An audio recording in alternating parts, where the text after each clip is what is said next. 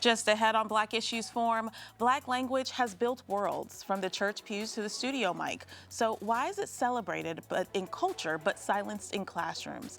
We unpack the rhythm, the resistance, and the brilliance behind African American vernacular English and what it really means when others borrow our voice. Coming up next, stay with us. Quality public television is made possible through the financial contributions of viewers like you, who invite you to join them in supporting PBS-NC.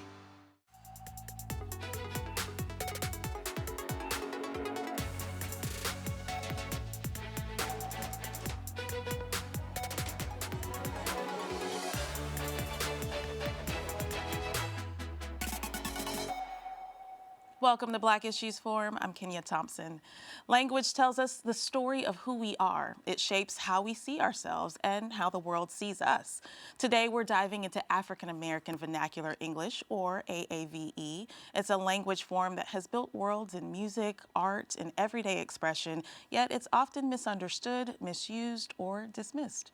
Joining me is Dr. Mark Anthony Neal, a Duke Distinguished Professor of African American Studies and African Studies at Duke University, and someone who spent decades unpacking Black culture, identity, and sound. Welcome to the show. Always glad to be back. It's always great to have you. You know, the first time I heard of AAVE was from my assistant, and I was like, what is this? I'd never heard of this before, right? Even as a professor. And so when we think about African American Vernacular English, AAVE. Let's talk about what it means in cultural terms, and then share a little bit about where it comes from. I mean, very specifically, it's the way that we talk, right? It's the way that we voice our experience. And it's a combination of things, right? It's African retentions, things that we have retained from our transport from West Africa. Yes. The most famous linguistic example is the TH sound. You know, so many interesting documentations of early Black English, or AAVE as you describe it, where TH becomes an F sound, so instead of tooth, it's tooth. Yeah. But it's also about region, right? Where individual Black folks grew up, what the language was like there. So there's always this kind of southernness to Black language, right? And even when folks aren't living in the South because of migration patterns, you go out to Los Angeles, you can hear resonances of Louisiana and Texas for folks who've been in Los Angeles for generations. Yeah.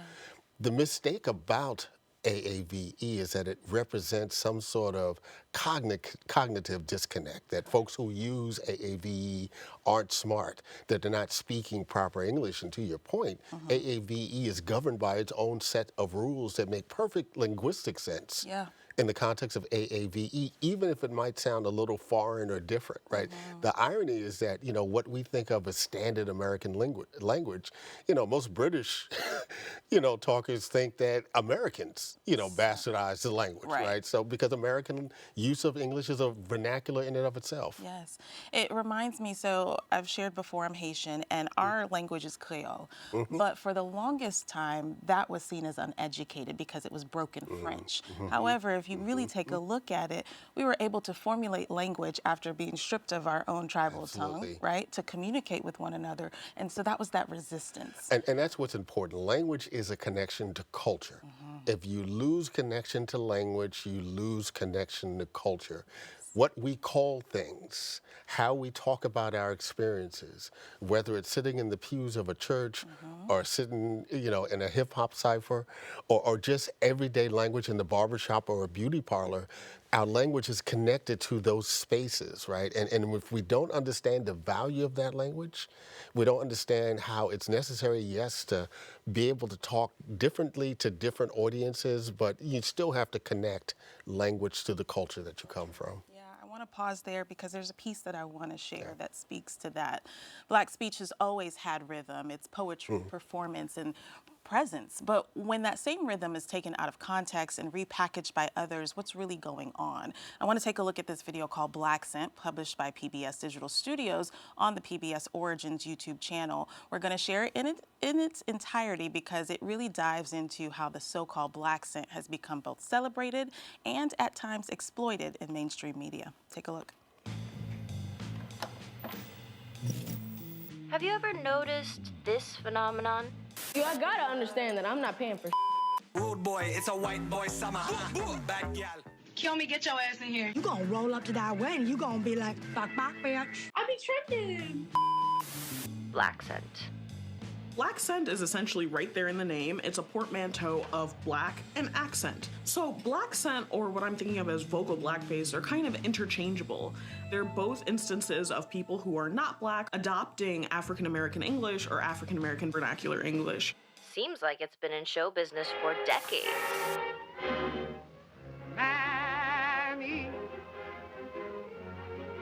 Mammy.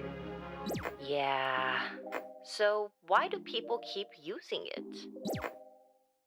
Again and again and again. Let's get a historian's take on why entertainers use black scent. You ain't nothing but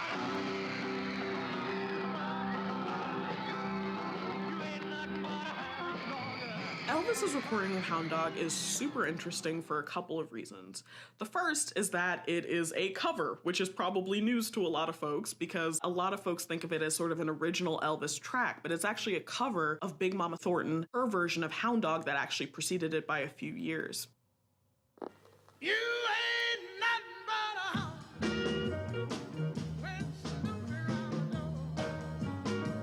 And then the second thing that makes it interesting is that it launches a young Elvis Presley onto the international stage in a major way, and he becomes lauded as sort of the king of rock and roll, whereas Big Mama Thornton is largely forgotten by mainstream audiences as being one of the major architects of rock and roll. During this time, radio was largely segregated, and it meant that black musicians and white musicians were rarely, if ever, played on the same radio stations.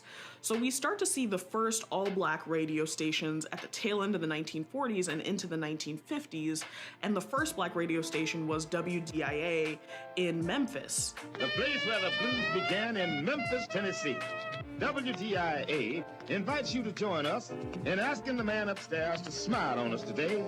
So even white artists like Elvis were huge listeners to stations like WDIA and these race music stations, and they were being influenced by the new culture and the new sound that they were being introduced to. A lot of people, when they heard Elvis, thought he was black, didn't they? At first, yes. Yeah, I mean, they said he's playing black music. He's a white guy. Yeah, but see, at first he was playing more like rockabilly. He wasn't really getting into the things that he started to do later. But when he started to do that, then he started to turn heads, including mine. The real issue at hand here is that there was an imbalance of power. So while white artists were busy sort of adopting, covering, and appropriating black artists' songs and seeing huge profits from these covers, black artists were largely not seeing the same profits, not seeing the same success, and not having the access to the music industry that white artists were. Early rock and roll was invented by black people. Folks like Chuck Berry were duck walking and swiveling their hips before Elvis ever came on the scene. Unforgettable. Nat King Cole, he's being run out of town, beat up by mobs. Though near or far. Whereas Elvis, who's, making young white teenagers swoon, is seen as a sex symbol, someone who's edgy, someone who's ahead of his time. So there is a double standard. Wait a second.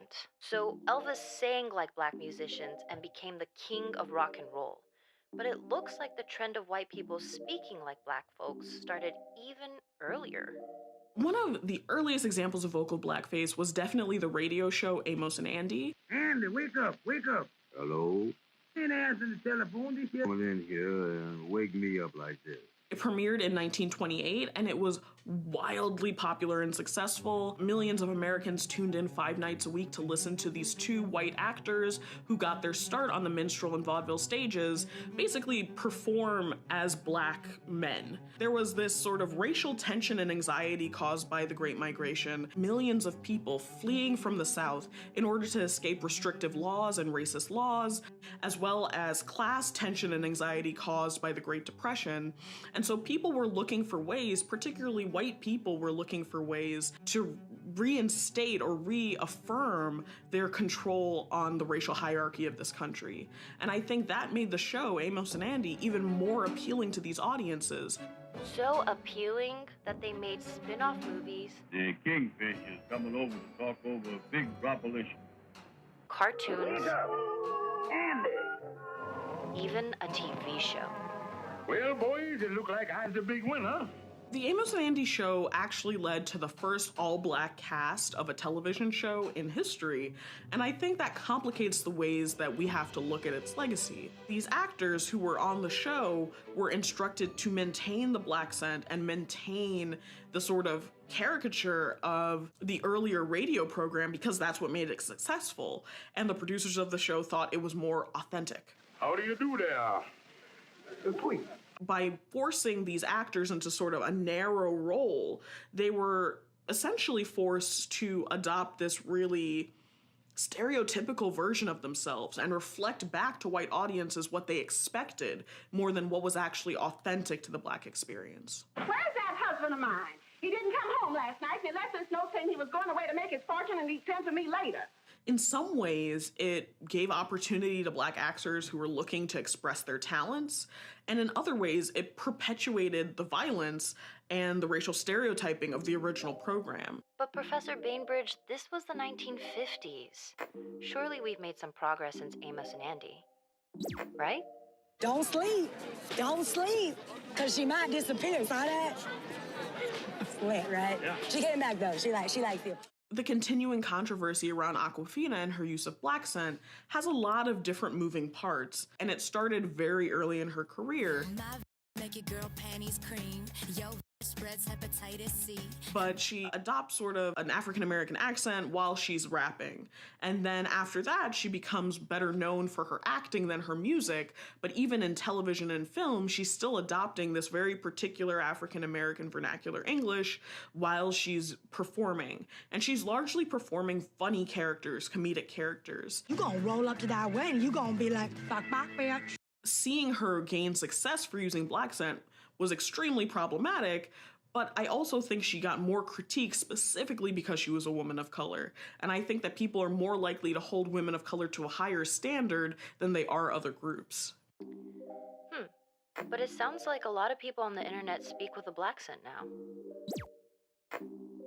When someone says, like, period, cis, whatever, snatch, all that, it's very much like internet culture. I think the argument that internet lingo or teen speak is synonymous with black scent is actually quite harmful and can be really a slippery slope because in some ways it normalizes adopting and appropriating black accent or adopting and appropriating black culture as just being the norm. While some folks are saying, well, it's internet lingo, it's internet speak, they're also, becoming huge TikTok celebrities and influencers off of doing these actions.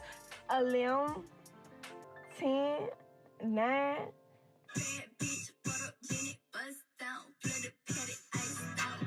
When a black person does adopt, say, AAVE, they're seen as ungrammatical, less professional, less desirable, and less likely to be hired. Wow. That double standard is literally costing people their jobs. So what can we do about it? I'm not a fan of dragging people online, but I do think holding people accountable could look a lot of different ways. Going back to Awkwafina, one of the ways she could have credited the black community for sort of some of the innovation that she was, taking credit for with her black scent would have just been simply saying, sorry. I don't profess to be an Awkwafina historian, but I think it's important for us to think of gentler ways that we can engage with each other and engage as communities of color, because we do have a shared destiny and also a shared sense of politics that makes it really important to think about solidarity. So I wonder if there are just other ways of engaging. If you're looking to rewatch that piece at any point, it's called Black Scent, hosted by Danielle Bainbridge. She's an assistant professor of theater at Northwestern University, and you can find that video on PBS Origins YouTube channel. Mark Anthony, when we look at the tensions between the devaluation of AAVE, let's say in our lived lives at work, and the appropriation of it in media, there's a lot of double standard. I think we have to be clear that what we see in terms of how black folks are expected to talk is an attempt to police black identity, to keep black folks from being fully authentic in their professional spaces and in their public spaces. It creates a kind of anxiety amongst black folks about how to best present themselves. So it's a control. It's a control mechanism, absolutely. But on the flip side, it is culturally valuable, economically valuable in the cultural space, in the popular culture space, because it's a spectacle of a non-black person sounding so black. I mean, that was the thing about Elvis Presley. Yeah. Right? How is this white guy sounding that way and moving the way he does, right? The famous quote from Ray Charles, where he goes, you know, Elvis hasn't done anything but shake his ass, and black folks been doing that for centuries, right? So that becomes a kind of spectacle, and then it's connected to commodities culture, right? So it's not surprising that folks who appropriate black culture, black language, black style, become much more well-known and famous than the cultural originators. The other piece about this is that, you know, black culture is expansive.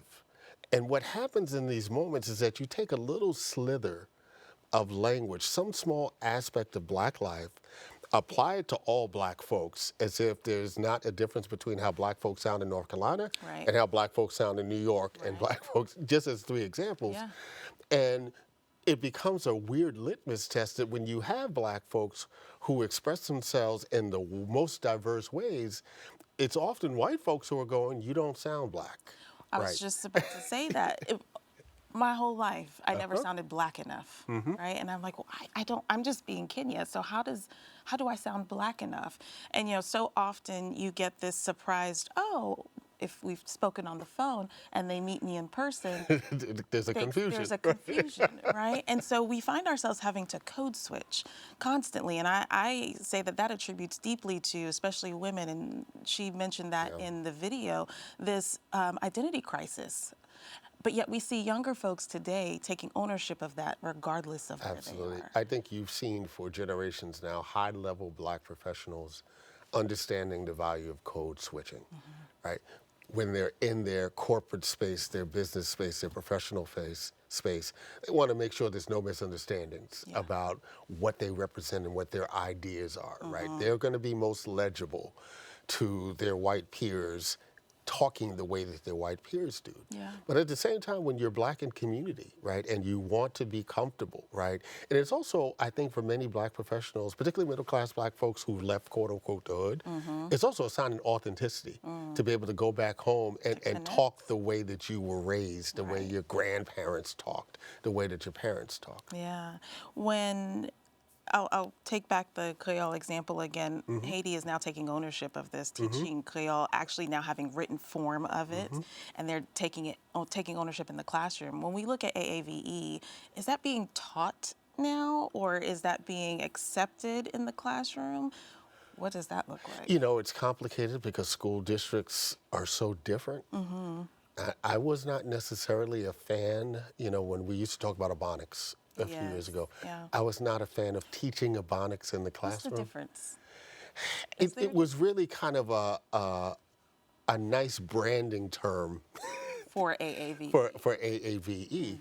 And my feeling about AAVE in the classroom is that teachers need to be equipped to understand students and their ideas in whatever ways they present themselves in the classroom.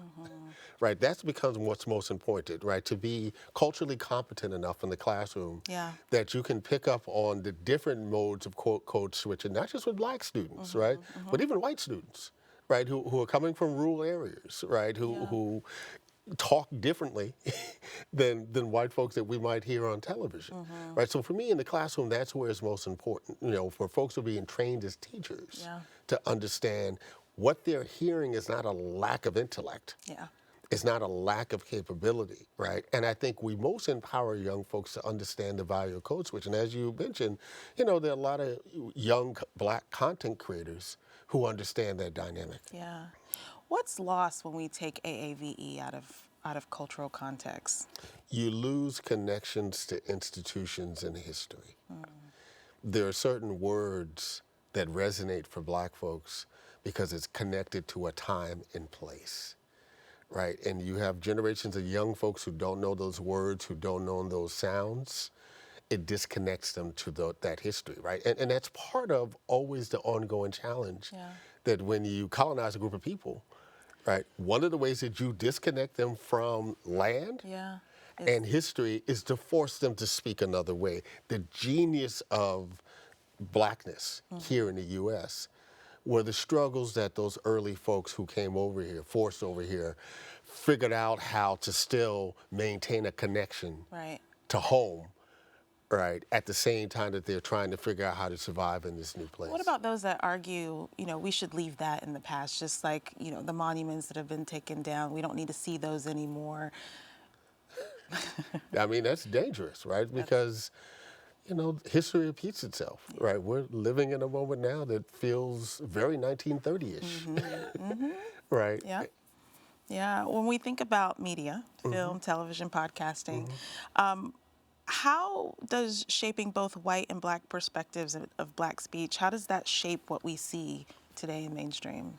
I think for the mainstream, they're always looking for their sense of what authenticity is. We hear this a lot in television, you hear this a lot in film. It's a value, we're in this interesting moment where historically, black artists, for instance, had to work very hard to cross over to white audiences.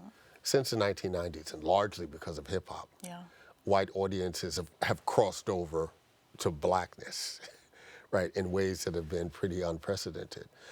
But at the same time, I think it's clear that we've had white performers of black vernacular who just simply blow up in ways that we don't see black artists in the same time. And I can't say that there's anything necessarily deliberately nefarious about this, but this is the reality. White audiences are most comfortable watching folks who look like them. I mean, that's just the reality of it. Well, and I think most people are more comfortable among folks that look like them. That's not a problem, right? It's when you impact or hold back or, punish those that don't. Because of that reason. And then the flip side of the conversation is, right, are young black folks being charged with talking white? Yeah. So when in the piece, Professor Bainbridge talked about the violence of imitation. Do you see her point there that she made? Because in imitation, you lose a nuance.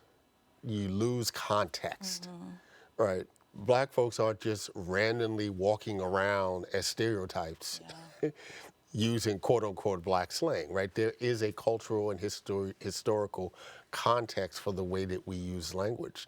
When you see a TikTok video, you don't see any of that context, right? It just becomes a tagline that's funny, that then goes viral, and it loses all sense of the history behind it. And when we think about taking back ownership of just being myself, right? I now feel empowered to walk into any room, black, white, whatever, and speak as Kenya speaks, right? But is there still this level of expectation for black people to sound black among our own people? I think it always raises questions.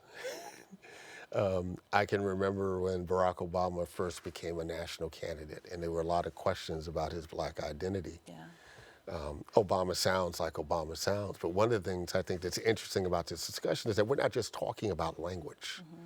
We're talking about facial expressions, we're talking about gestures, we talk about how people walk. And when black folks saw Barack walk, they knew that that was a black man, right? That stride, that gait, that kind of gangster lean, that his refined gangster lean, if you will. All those things I think play a part because I think black folks are often wondering and suspicious when people have success in the mainstream. What did you have to give up in order to be successful? Do you think there's a level of envy? Because, if someone wants to be like you, talk like you, dress like you, walk like you, they must like you. Or it likes the idea of what it feels like to wear you. I mean, that's the irony, right, of this moment of appropriation. So many young non-black folks embracing black culture, but are not embracing the black experience in its full context. Because when all is said and done in the context of law enforcement, the judicial system, immigration in this moment, right, they can literally just walk away from that performance and still be who they are. Black folks still, people of color don't have that kind of flexibility. Yeah. Where do you see AAVE going? Where do you see the retention of black vernacular and the integration in a more respectable sense in the future? Yes and no. I think we see highly successful black professionals entertainers even, who are successfully balancing who they are, where they come from, and speaking to a mainstream audience. What I worry about is that there's less of a connection for young folks to Black culture of the past. And the irony of it is that there are many young folks who have so much access to Black culture because it's so widely archived now, but have little knowledge of what's actually in that archive. And for me, that's a challenge. Yeah. This was a very interesting conversation. I loved it. Thank you so much. Thank you for Dr. having me, Mark Kenya. Anthony Neal. I appreciate your insights. Thank you. And I thank you for watching. If you want more content like this, we invite you to engage with us on Instagram using the hashtag Black Issues Forum. You can also find our full episodes on pbsnc.org/Black Issues Forum and on the PBS Video app. I'm Kenya Thompson. I'll see you next time.